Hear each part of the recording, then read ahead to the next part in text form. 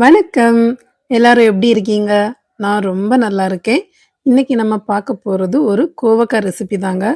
ரொம்பவே சிம்பிளா பண்ணிரலாம். அதே சமயம் டேஸ்ட் அல்டிமேட்டா இருக்கும். எப்படி பண்றதுன்னு பார்த்துடலாமா?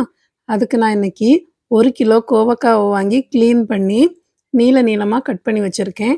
2 கை நெறைய நிலக்கடலையும் வறுத்து தோல் எடுத்து வச்சிருக்கேன். இப்போ அடுப்புல ஒரு சட்டிய வச்சுட்டு, நம்ம தேவைக்கு எண்ணெய் ஊத்திக்கணும். நான் எங்க வீட்ல கோவக்காய் அதிகமா யாரும் சாப்பிட மாட்டாங்க. அதனால எண்ணெய் கொஞ்சம் அதிகமா தான் ஊத்தியிருக்கேன். உங்களுக்கு குறைச்சு போதுன்னா, நீங்க குறைச்சியே ஊத்திக்கலாம். கோவக்காய் அந்த எண்ணெயிலேயே கிடந்து நல்லா வதங்கி வேகுற மாதிரி தான் இருக்கும்.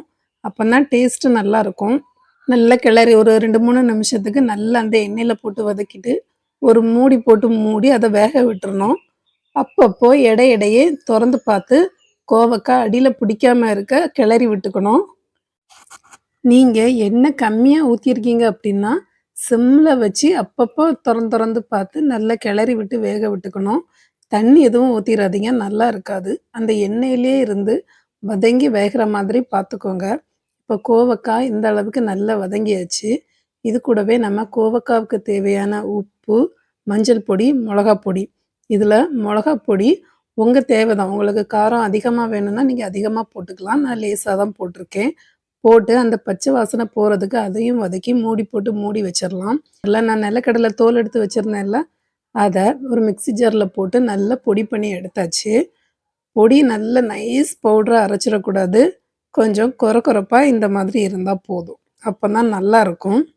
இப்போ கோவக்காவுல நம்ம போட்ட மசாலாவும் நல்லா வதங்கிருச்சு. பச்சை வாசனையெல்லாம் போயி, கோவக்காய் சூப்பரா ரெடி ஆயிருச்சு. இதில நிலக்கடலை பொடி உங்களுக்கு எவ்வளோ தேவையோ அவ்வளோ போட்டுக்கணும். நான் பொடி பண்ணி எடுத்திருந்த எல்லா நிலக்கடலையுமே கோவக்காவுல போட்டு நல்லா மிக்ஸ் பண்ணிட்டேன்.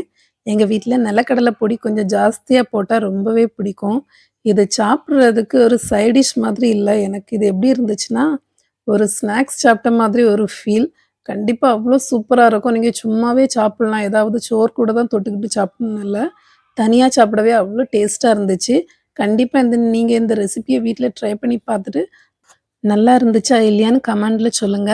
மறக்காம நம்மளோட சேனல லைக் பண்ணி, ஷேர் பண்ணி, சப்ஸ்கிரைப் பண்ணி வச்சுக்கோங்க. அப்பதான் என்னோட வீடியோஸ்